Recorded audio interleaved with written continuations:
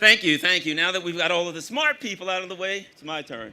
Hello to Ray Epps. I think I see him right over there. Ray, nice to see you. I want to start by saying this. You know, I've been interviewed a bunch of times today, and I kept getting asked the same question. Why are you here?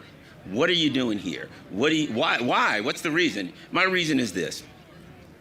I think it's time to tell these pipeline blowing up, mylar balloon shooting down bastards that we've had enough.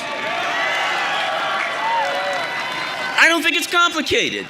You know, I think it's time to say, look, you have every reason in the world for us to fight amongst ourselves so we can't see what you're doing.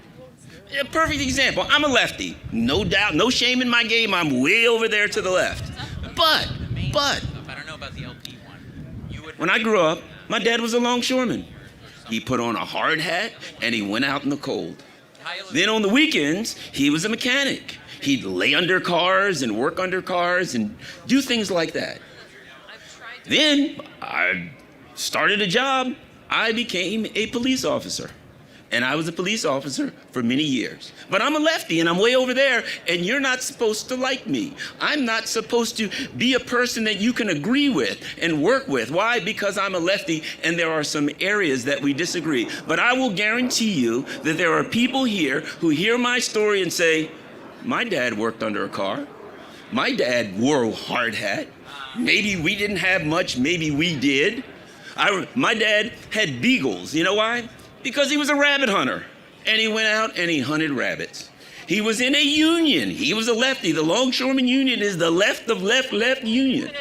But there are a lot of people sitting here who hear the story and say, you know, I'm told we're not supposed to have anything in common and we're not supposed to work together.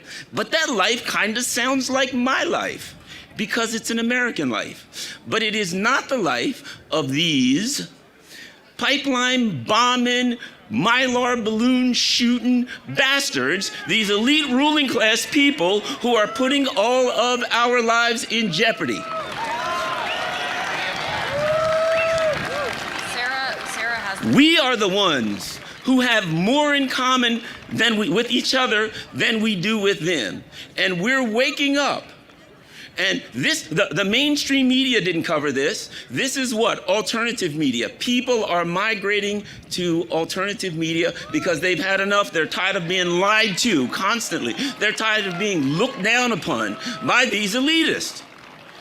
So I'm here today to send the message to everyone, look, there's people on the left, there's people on the right, there's going to be people that you disagree with. But if you sit down and talk to most Americans, you'll find your life is not much different than theirs. And the way you see the world is not a whole lot different than theirs.